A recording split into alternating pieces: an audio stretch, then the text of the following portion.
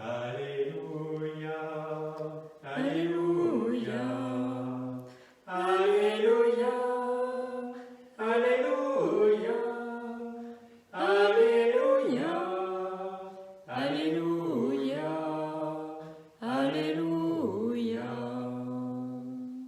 Nous proclamons un Messie crucifié, il est puissance de Dieu et sagesse de Dieu. Alléluia,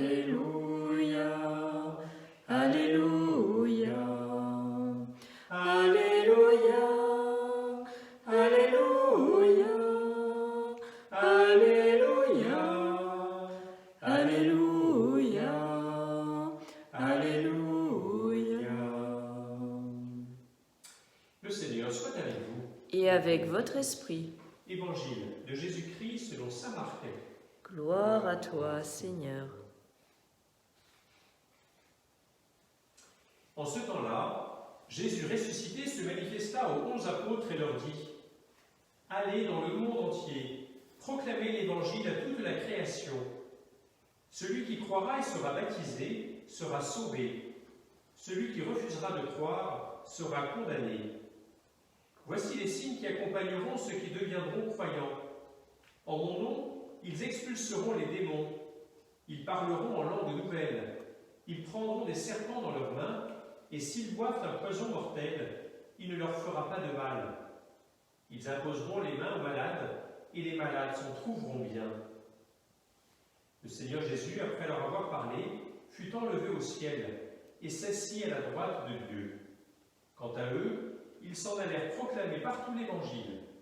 Le Seigneur travaillait avec eux, et confirmait la parole par les signes qui l'accompagnaient.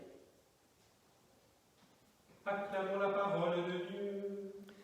Louange à toi, Seigneur Jésus.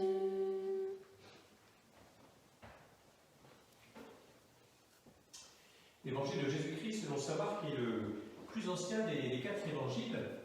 Le premier, on pourrait dire, le plus court, dans un style ramassé, dans un style journalistique. Voilà, autrement dit, il vient condenser tout ce qu'il a pu entendre, probablement effectivement la catéchèse de saint Pierre, comme on entendait tout à l'heure au début de la messe. Voilà, et puis peut-être avec d'autres matériaux, peut-être d'autres choses qui lui ont été transmises. Voilà, avec l'aide de l'Esprit Saint, il a non seulement fait un travail d'auteur, mais aussi de travail d'écriture inspiré par l'Esprit Saint pour ne rien oublier, pour mettre en perspective peut-être ce qui n'était peut-être pas compris, pour que ça puisse être encore vraiment la parole de Dieu, une parole vivante pour nous aujourd'hui. Et nous pouvons nous rappeler les premiers versets de cet évangile, évangile, bonne nouvelle de Jésus-Christ, le Fils de Dieu, le Messie, notre Sauveur. Voilà, dans cette première ligne, on pourrait dire que tout est déjà ramassé, tout est résumé, et c'est d'une certaine manière cela que saint Marc, dans ses 16 chapitres, va déployer, va permettre à la communauté pour laquelle il écrivait, et puis finalement pour chacune d'entre nous, de mieux découvrir qui est ce Jésus, celui qui a été crucifié, et puis celui qui a été mis au tombeau, et comment Dieu l'a ressuscité le 3e jour, et surtout comment cela a transformé la vie de ceux qui se sont mis à sa suite, pour être finalement membre de cette Église qui reprend à son propre compte finalement la mission que Jésus avait reçue de son Père, et cette mission que Jésus a confiée aux apôtres et puis à tous ses disciples. Et c'est bien cela qui nous est proposé dans ce temps pascal, non seulement revivre en nous, laisser revivre en nous les fruits de la passion, de la résurrection du Christ, mais finalement pour en être les porteurs, pour en être les ambassadeurs, pour en être les messagers auprès de ceux et celles qui, comme à l'époque de saint Marc, de Pierre, de Jacques, de Paul, de Jean et de tous les autres, n'avaient jamais entendu parler de ce Jésus-Christ. Le Seigneur Jésus, après leur avoir parlé, fut enlevé au ciel, ça c'est la fête de l'Ascension, et quant à eux, ils s'en allèrent proclamer partout l'Évangile. Proclamer, c'est le verbe annonce, qui est utilisé dans les Évangiles par saint Paul aussi pour annoncer cette bonne nouvelle à tous.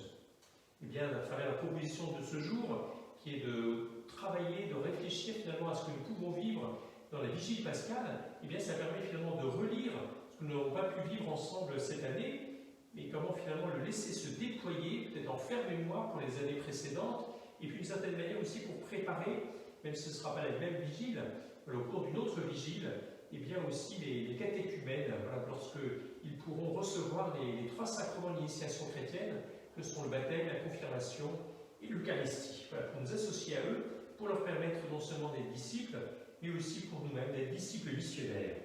Le Seigneur travaillait avec eux et confirmait la parole par les signes qui l'accompagnaient. Voilà.